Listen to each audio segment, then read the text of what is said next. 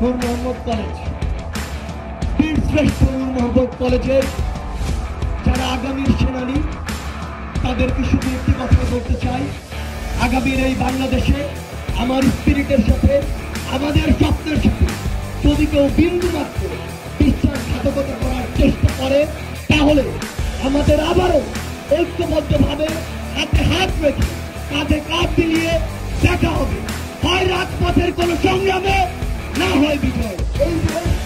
এই দেশের মানুষ আগে ছিল নাকি তার ক্ষমতা আগে ছিল? শুরু করে আপনারা তাদের কথা শুরু করবেন।